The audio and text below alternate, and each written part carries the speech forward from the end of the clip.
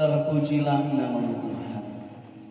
Kami percaya bahwa setiap pujian yang sudah kami naikkan di pagi hari ini dari hati kami yang tulus melalui bibir mulut kami, itu sudah menyenangkan Tuhan, dan pemberian kami yang kami telah lakukan, kami percaya bahwa Tuhan melihat, dan Tuhan pula yang membalas itu dalam hidup kami.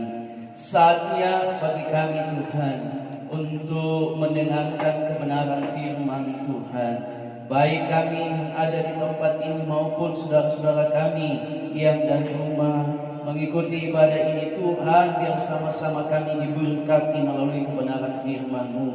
Kuasa kegelapan yang mengganggu konsentrasi kami dalam mendengarkan firman Tuhan, kami bersatu hati tolak itu dalam nama Tuhan Yesus Kristus. Keluar darah Tuhan Yesus yang berkuasa. Terima kasih Tuhan. Berbicaralah Engkau bagi kami, sebab kami sudah siap untuk mendengarkan kebenaran firman-Mu di dalam nama Tuhan Yesus Kristus. Haleluya. Amin. Salam sejahtera dalam kasih Tuhan kita Yesus Kristus. Sekali lagi, shalom. Haleluya. Kita sebagai umat yang percaya kepada Tuhan, kita diwajibkan untuk senantiasa setia dalam beribadah kepada Tuhan. Bahkan kalau kita melihat apa yang tercatat dalam firman Tuhan, Ibrani 10 ayat 25, bahwa yang Tuhan cari di akhir zaman ini adalah kesetiaan kita di dalam beribadah kepada Tuhan. Memang iblis tahu bahwa Tuhan merindukan kesetiaan kita beribadah menjelang kedatangan Tuhan pada kali yang kedua, sehingga dengan berbagai cara dia berupaya agar supaya minat untuk beribadah itu tidak ada lagi.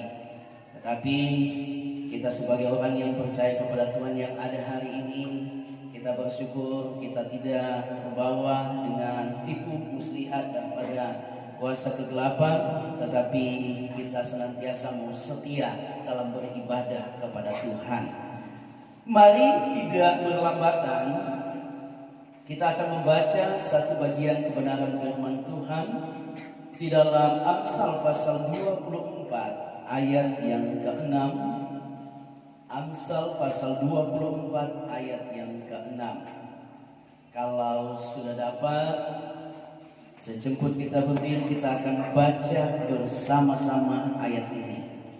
Amsal pasal 24 ayat yang ke-6, 2,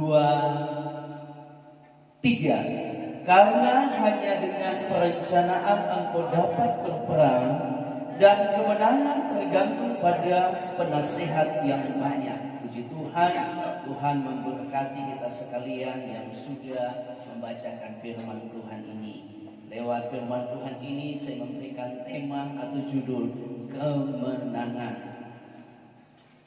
Kita menyadari seperti apa yang dikatakan oleh firman Tuhan, bahwa hidup ini adalah sebuah peperangan yang tiada hentinya. Peperangan itu akan selesai nanti ketika Tuhan datang pada kali yang kedua, di mana mengangkat akan orang-orang yang percaya, dan setelah itu masa antikris berlaku, dan orang-orang yang mau tetap mempertahankan keselamatan, yang mau menikmati hidup yang kekal, di masa itu harus membayar keselamatan itu dengan darah mereka sendiri. Dan kita bersyukur kalau kita mau setia di dalam kita mau beribadah kepada Tuhan, maka masa itu tidak akan kita alami. Kita akan disingkirkan sebelum masa itu terjadi. Intinya bahwa siapapun saya dan saudara, kita harus siap dengan fakta bahwa peperangan dalam perjalanan hidup kita itu akan terus berlanjut selama kita masih ada di muka bumi ini. Kalau kita melihat apa yang dikatakan firman Tuhan, bahwa peperangan kita itu bukan melawan darah dan daging, tetapi melawan akan penguasa-penguasa dunia, penghulu-penghulu dunia, roh-roh jahat yang ada di dunia ini. Dan itu yang menjadi musuh kita. Jadi saya mau katakan bahwa musuh orang yang percaya kepada Tuhan bukan sesama kita, bukan si A atau si B yang namanya manusia, tetapi musuh orang yang percaya kepada Tuhan, seperti apa yang dikatakan di dalam Efesus pasal yang ke-6 ayat yang ke-12, yaitu iblis setan, penguasa-penguasa dunia, penghulu dunia ini, dan roh-roh jahat yang ada di udara. Nah, kalau sudah berbicara tiga hal tadi, maka di mana kita yang tidak ada musuh kita? Kita mau tinggal dimanapun itu pasti ada. Sebab Alkitab berkata roh-roh jahat itu ada di udara. Di mana saudara yang kesalahan Tuhan tempat di dunia ini yang tidak ada udara? Untuk bisa manusia hidup, manusia membutuhkan oksigen, membutuhkan udara untuk dia bisa hidup di muka bumi ini. Artinya bahwa dimanapun kita berada, mau di negara Indonesia kah, di luar Indonesia kah, maka di sana kita akan tetap menghadapi peperangan hidup. Oleh sebab itu, mau atau tidak mau, kita harus mempersiapkan akan kehidupan kita agar supaya kemenangan menjadi bagian kita dalam peperangan hidup itu. Saudara yang kasih dalam Tuhan, setiap manusia pasti menginginkan kemenangan dalam peperangan. Amin. Tidak ada satu pasukan yang mau berperang bahwa dia mengharapkan kekalahan. Tidak ada. Semua yang akan berperang berharap supaya mengalami kemenangan dengan mengatur segala strategi persiapan yang ada supaya mengalami kemenangan. Nah, melalui nats ini setidaknya ada dua hal yang harus kita miliki, yang harus menjadi bagian kita, baru kemenangan itu akan menjadi bagian kita di dalam menghadapi peperangan hidup ini. Nah, mari kita lihat yang pertama, kalau kita membaca firman Tuhan ini, karena hanya dengan perencanaan engkau dapat berperang, dan kemenangan tergantung pada penasihat yang banyak. Jadi yang pertama, bahwa untuk meraih kita kemenangan, kita bisa berperang, dapat kemenangan, yaitu kita harus membuat perencanaan. Tentunya sebagai orang yang percaya kepada Tuhan, kita mempunyai atau merancangkan sesuatu itu berkaitan dengan hal-hal yang positif. Sekali lagi, kita membuat rancangan itu sesuai dengan kemauan kehendak Tuhan, sesuai dengan kebenaran. Namanya orang percaya kepada Tuhan, dasar dalam dia membuat sebuah perencanaan yaitu kebenaran atau firman Tuhan. Agar supaya di dalam dia membuat rancangan itu, perencanaan itu, maka dia dapat menyenangkan hati Tuhan. Nah, kalau kita lihat apa yang tercatat di dalam Amsal pasal yang ke-12 ayat yang ke-5, bunyinya seperti ini: rancangan orang benar adalah adil, tujuan orang fasik memperdaya. Jadi kita lihat bahwa rancangan orang yang benar itu adil. Kalau kita melihat di dalam kebenaran terjemahan yang lain, ini berbicara tentang sesuatu yang baik. Jadi tidak ada orang benar merancangkan yang tidak baik, tetapi orang benar itu senantiasa merancangkan yang baik, tujuan yang baik, mendapatkan hasil yang baik. Itulah orang yang benar, itulah orang yang percaya kepada Tuhan. Bukan rancangan yang negatif atau tidak baik. Rancangan yang tidak baik atau rancangan yang negatif itu hanya dirancangkan oleh orang-orang yang tidak mengenal Tuhan. Itu hanya dirancangkan oleh orang fasik. Dan rancangan-rancangan itu tidak boleh ada pada kita. Kalau kita lihat Amsal pasal yang ketiga ayat yang ke-29, bunyinya seperti ini: janganlah merancangkan kejahatan terhadap sesamamu, sedangkan tanpa curiga ia tinggal bersama-sama dengan engkau. Kenapa Tuhan melarang kita merancangkan yang tidak baik? Karena rancangan yang tidak baik itu, sekali lagi saya mau katakan, hanya milik orang-orang yang tidak mengenal Tuhan. Hanya milik orang fasik, bukan milik orang yang benar. Dan kalau orang melakukan atau merancangkan hal-hal yang jahat, itu pasti ada balasannya dari Tuhan. Karena memang Alkitab berkata, apa kita tabur, itu pasti akan kita tuai. Dalam Mika pasal yang kedua, ayat yang pertama sampai dengan ayat yang ketiga, saya akan bacakan. Celakalah orang-orang yang merancang kedurjanaan dan yang merancangkan kejahatan di tempat tidurnya, yang melakukannya di waktu fajar, sebab hal itu ada dalam kekuasaannya. Yang apabila menginginkan ladang-ladang, mereka merampasnya, dan rumah-rumah mereka menyerobotnya. Yang menindas orang dengan rumahnya, manusia dengan milik pusakanya. Sebab itu beginilah firman Tuhan, sesungguhnya aku merancangkan malapetaka terhadap kaum ini, dan kamu tidak dapat menghindarkan lehermu daripadanya. Kamu tidak dapat lagi berjalan angkuh, sebab waktu itu adalah waktu yang mencelakakan. Jadi kita lihat bahwa Tuhan akan membalas kepada orang-orang fasik dalam setiap rancangan-rancangan yang tidak baik yang mereka buat, yang akan mereka lakukan. Sebab rancangan-rancangan itu adalah rancangan yang tidak berkenan kepada Tuhan.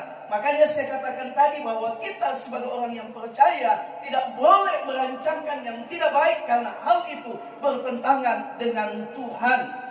Di dalam Galatia pasal 6 ayat yang ke-7 itu jelas bahwa firman Tuhan berkata, jangan sesat, Allah tidak membiarkan dirinya dipermainkan, karena apa yang ditabur orang itu pula akan dituainya. Mari, kalau kita mau menginginkan agar supaya yang baik terjadi dalam kehidupan kita, maka kita harus merancangkan hal-hal yang baik.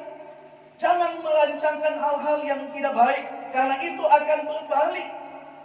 Di mana firman Tuhan berkata, Tuhan akan membalas itu bagi orang yang melakukannya. Masih ingat bagaimana Haman merancangkan hal yang tidak baik, rancangan yang jahat bagi Mordekai dan umat Israel atau orang Ibrani pada waktu itu. Di mana rancangannya dia akan musnahkan, dia akan bunuh semua orang Ibrani, dan Mordekai dia akan gantung di tiang gantungan. Tetapi kita lihat bagaimana rancangan itu tidak terlaksana. Tuhan merubah rancangan itu, di mana dia sendirilah yang digantung di tiang gantungan itu. Orang Israel tidak dibunuh. Dia merancangkan untuk menggantung Mordekai, tapi akhirnya dia sendiri yang digantung di tiang gantungan itu. Oleh karenanya kembali saya mau katakan, mari kita yang ada senantiasalah dalam menjalani kehidupan ini untuk merancangkan hal-hal yang baik. Sebab itu berkenan kepada Tuhan. Tuhan tidak suka untuk kita orang yang percaya kepadanya merancangkan hal yang tidak baik. Kenapa? Karena bagi Tuhan itu adalah sesat. Di dalam Amsal 14 ayat yang ke-22 bunyinya begini. Tidak sesatkah orang yang merancangkan kejahatan, tetapi yang merancangkan hal yang baik memperoleh kasih dan setia. Ini yang Tuhan mau ada pada kita, merancangkan yang baik, supaya kasih dan setia Tuhan itu menjadi bagian kita. Sebab kalau merancangkan yang jahat, Alkitab berkata itu sesat, itu tidak baik. Ada begitu banyak orang yang berkata, nanti kalau dia sudah ikut ajaran yang tidak sesuai firman Tuhan baru dikatakan sesat. Tetapi perilaku di dalam merancangkan pun sesuatu, kalau itu tidak baik, maka kita dapat dikatakan sesat. Oleh karenanya mari biarlah rancangan-rancangan yang baik yang ada pada kita. Makanya Paulus katakan di dalam firman Tuhan, mari seorang baca Filipi 4 ayat yang ke-8, agar supaya manusia itu bisa merancangkan hal-hal yang baik. Apa yang harus dia miliki? Apa yang harus ada dalam pikirannya? Yang sudah dapat boleh bantu baca Filipi 4 ayat 8. Filipi 4 ayat 8. Jadi akhirnya saudara-saudara, semua yang benar, semua yang mulia, semua yang adil, semua yang suci, semua yang manis, semua yang sedap didengar, semua yang disebut kebajikan dan patut dipuji, pikirkanlah semuanya. Ya, jadi hal-hal itu yang patut kita pikir. Saya percaya kalau semua itu yang ada dalam pikiran kita, maka tidak ada yang namanya rancangan yang tidak baik. Kita tidak akan pernah merancangkan hal yang tidak baik, tetapi yang ada selalu rancangan yang baik. Saudara, kenapa Alkitab berkata orang yang merancangkan yang jahat disebut sesat? Sebab kalau kita lihat di dalam Amsal 15 ayat yang ke-26, bunyinya seperti ini: rancangan orang jahat adalah kekejian bagi Tuhan, tetapi perkataan yang ramah itu suci. Jadi rancangan yang jahat itu kekejian bagi Tuhan. Sesuatu yang tidak berkenan kepada Tuhan, sesuatu yang Tuhan tidak mau itu ada pada orang yang benar. Sehingga dikatakan bahwa rancangan-rancangan itu adalah rancangan-rancangan yang sesat. Kenapa dikatakan sesat pula? Karena dalam rancangan itu ada tipu muslihat, ada niat jahat, niat yang tidak baik. Di dalam Amsal pasal yang ke-12 ayat yang ke-20, tipu daya ada di dalam hati orang yang merancangkan kejahatan. Jadi namanya orang merancangkan kejahatan itu ada tipu daya yang bisa menyesatkan orang-orang yang ada di sekitarnya. Oleh karenanya kita perlu berhati-hati. Mari, memang kalau kita membaca firman Tuhan bahwa rancangan Tuhan itu beda dengan rancangan kita. Tetapi bukan berarti kita sebagai orang yang percaya kepada Tuhan tidak punya rencana. Kita harus tetap memiliki rencana. Namanya kita masih hidup di muka bumi ini, kita harus tetap ada rencana. Firman Tuhan memang berkata dalam Yesaya 55 ayat yang ke-8, bahwa rancangan Tuhan itu beda dengan rancangan kita. Seorang boleh membacakannya? Yesaya 55 ayat 8, sebab rancanganku bukanlah rancanganmu, dan jalanmu bukanlah jalanku, demikianlah firman Tuhan. Ya. Jadi kita lihat walaupun memang rancangan manusia itu beda dengan rancangan Tuhan, kita tidak bisa memakai ayat ini untuk tidak membuat perencanaan. Kita tidak bisa menggunakan ayat ini untuk kita masa bodoh saja di dalam menjalani kehidupan itu. Tuhan sudah punya rencana. Enggak, tidak seperti itu. Tetapi bagaimana kita sebagai orang yang percaya kepada Tuhan dituntut untuk kita membuat suatu perencanaan dalam hidup kita ini, agar supaya kita dapat menghadapi kemenangan dalam peperangan hidup ini. Harus ada perencanaan. Tentunya ketika kita memasuk misalnya pergantian tahun, kita sudah ada rancangan tahun ini apa yang kita mau buat, yang kita mau lakukan. Dan percayalah, selama kita hidup benar di hadapan Tuhan, maka Tuhan akan menyertai rancangan kita. Kalau itu sesuai dengan kehendak Tuhan, pasti akan berjalan dengan baik, pasti akan berhasil. Jadi jangan takut untuk membuat rancangan dalam kehidupan kita ini. Pentingnya sebuah perencanaan agar supaya kita mendapatkan hasil yang maksimal. Dan kita semua, baik kita mau bertani apapun yang kita mau buat, melakukan, pasti rancangan-rancangan itu ada dalam benak kita. Apa yang kita mau buat, contoh, agar supaya tahun ini misalnya saya akan menghasilkan lebih daripada tahun yang lalu. Ada perencanaan. Oh, tahun yang lalu rupanya ini kendala-kendala yang dihadapi sehingga hasilnya kurang maksimal. Maka kita membuat dari rencana yang tentu agak berbeda dengan tahun yang lalu. Tujuannya apa? Supaya mendapatkan hasil yang maksimal. Dan saya katakan tadi, tentunya di dalam membuat perencanaan, kita harus hidup benar di hadapan Tuhan supaya semuanya berjalan dengan baik. Nah, hidup benar di hadapan Tuhan tentunya dalam membuat perencanaan melibatkan Tuhan. Amin. Seperti apa yang dikatakan dalam Yakobus pasal yang ke-4 mulai ayat 13 dan seterusnya, di sana dijelaskan bahwa kita tidak bisa mengandalkan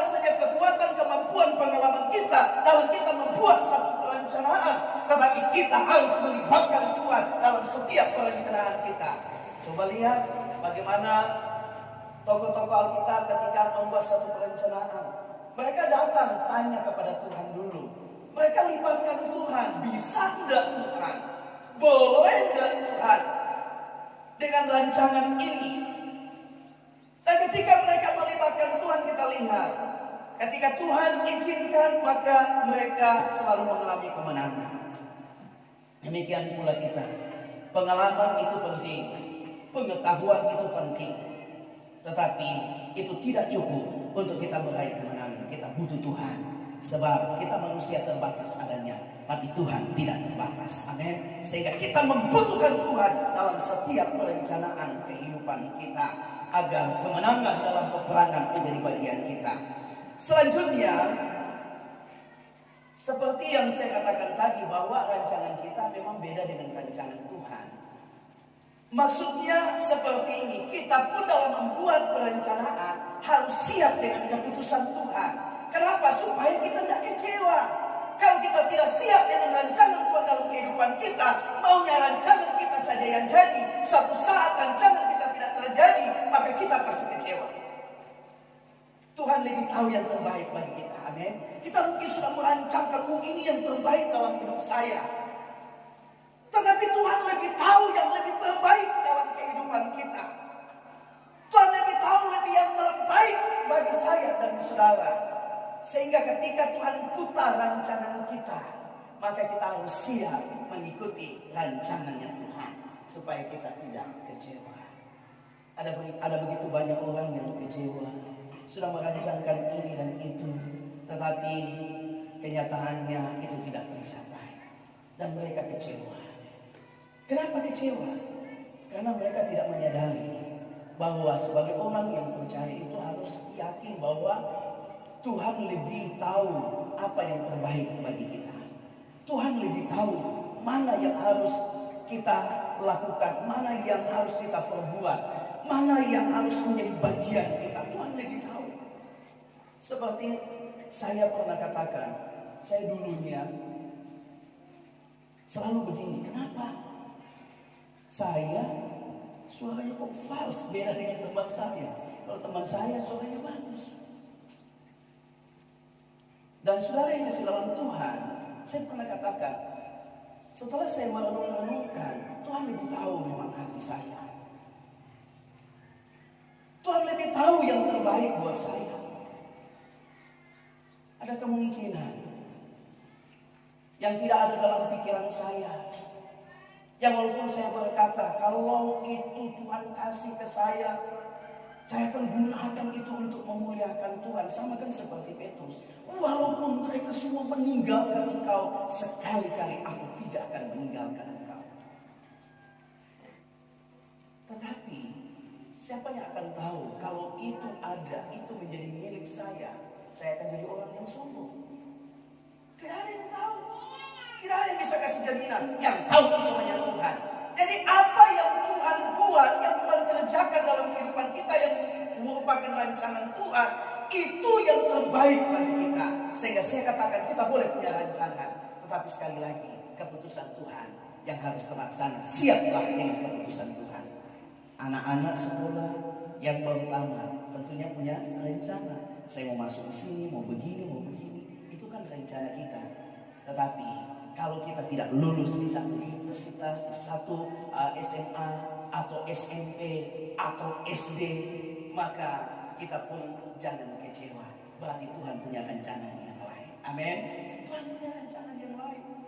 Dulu waktu sekolah punya cita-cita, kalau bisa saya menjadi pegawai bank. Berupaya masuk mulai dari SMP tekun matematika, sampai di sekolah, masuk lagi, ambil sekolah kejuruan, ambil jurusan akuntansi dan sebagainya. Tetapi ending-endingnya tidak ke situ. Kenapa? Karena Tuhan tahu yang terbaik bagi kita. Amin. Kalau kita memaksakan kehendak kita tetap ada di sana, mungkin sesuatu yang tidak kita pernah pikirkan akan terjadi dalam hidup kita. Sehingga mari belajarlah, walaupun kita sudah punya rancangan apa yang sudah kita rancangkan, tetapi kita pun harus siap dengan keputusan Tuhan supaya kita tidak akan terluka, supaya kita tidak akan kecewa. Dan saudara yang kekasih di dalam Tuhan, percayalah, rancangan Tuhan selalu terbaik bagi kita. Yeremia 29 ayat 11, Tuhan tidak pernah punya rancangan yang tidak baik bagi kita. Tuhan senantiasa punya rancangan yang baik bagi kita. Dan sekali lagi, rancangan Tuhan tidak pernah gagal. Amin. Haleluya. Di dalam Ayub pasal yang ke-42 ayat 2 bunyinya seperti ini. Aku tahu bahwa engkau sanggup melakukan segala sesuatu dan tidak ada rencana yang gagal. Makanya kita butuh Tuhan dalam setiap perencanaan. Sebab Tuhan adalah Allah yang hebat. Tuhan mampu melakukan segala sesuatu dan tidak ada rencana yang gagal. Kedua, yang harus kita miliki, yang harus menjadi bagian kita, maka kita harus menerima nasihat. Saudara, nasihat itu penting. Kita membutuhkan si A, kita membutuhkan si B. Bayangkan kalau kita lihat saja apa yang firman Tuhan katakan dalam pekerjaan roh saja, kita membutuhkan orang lain. Dalam pekerjaan roh saja kita butuh orang lain. 1 Korintus pasal 12 itu jelas kalau kita baca di sana. Untuk apa? Untuk saling melengkapi. Tidak ada di dunia ini manusia yang sempurna. Kita membutuhkan nasihat orang lain. Dan untuk kita bisa menerima nasihat orang lain, maka dibutuhkan yang namanya kerendahan hati. Amin. Kalau tidak ada kerendahan hati, susah sekali kita bisa menerima nasihat orang lain.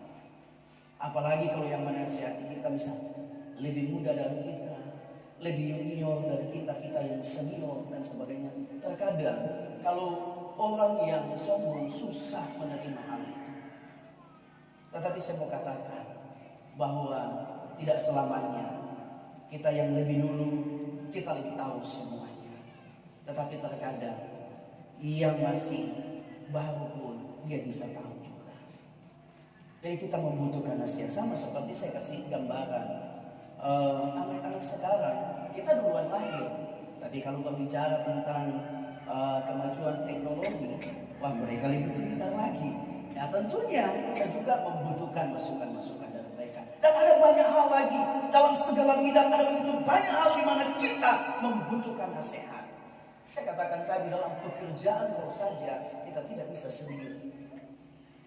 Kenapa Tuhan siapkan berbagai-bagai karunia dan tidak diberikan kepada seorang 9 karunia itu, tetapi kepada si A, si B, dan si C? Tujuannya apa? Supaya kita saling bekerjasama. Karena tidak ada manusia yang bisa melakukan segala sesuatu seorang diri. Saudara, tentunya yang dimaksudkan firman Tuhan ini yaitu nasihat dari orang yang benar, bukan nasihat orang fasik. Sebab kita tahu bahwa nasihat orang fasik itu menjerumuskan. Nasihat orang fasik itu hanya akan membawa kita kepada kebinasaan.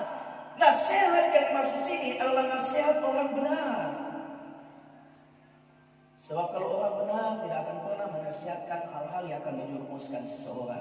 Kalau ada yang bilang orang benar tapi dia menasihatkan untuk menjerumuskan orang, itu bukan orang benar. Orang benar selalu memberikan nasihat yang baik dengan tujuan agar supaya orang yang dinasihati menjadi lebih baik, bukan menjerumuskan.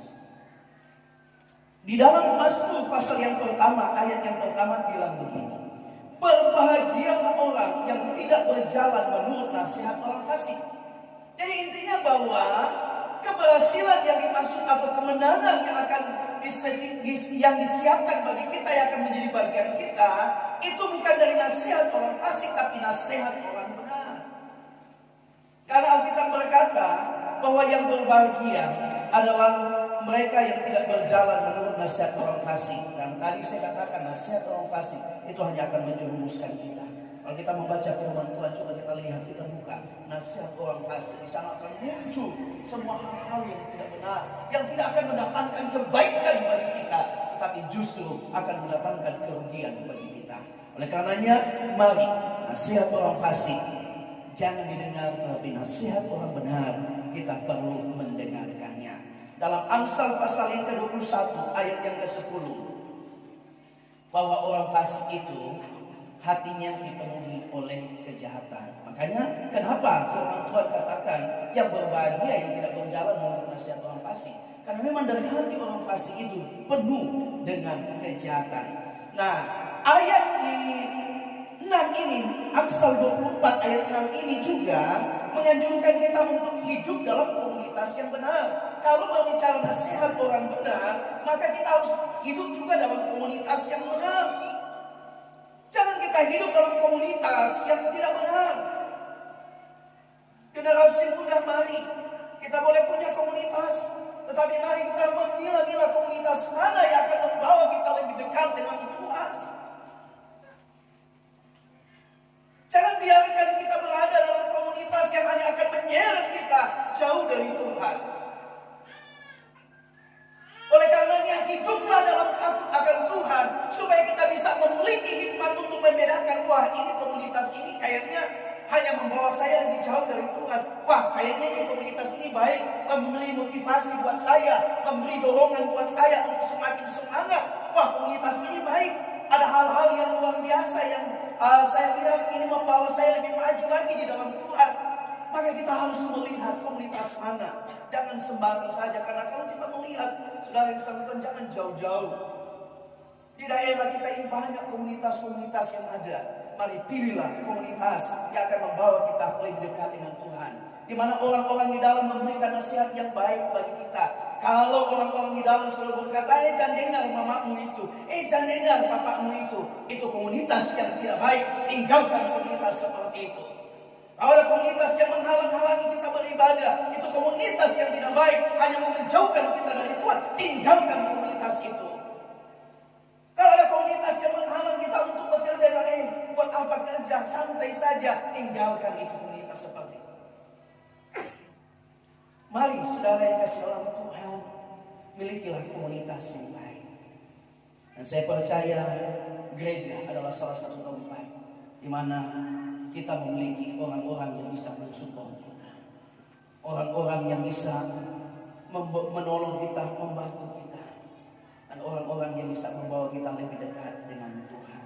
Yang selanjutnya, yang terakhir, yang paling utama, kita membutuhkan nasihat firman Tuhan. Amin. Supaya kita tidak salah dalam menjalani kehidupan ini, supaya di dalam meraih kemenangan kita tidak ada langkah-langkah yang tidak sesuai dengan kehendak Tuhan.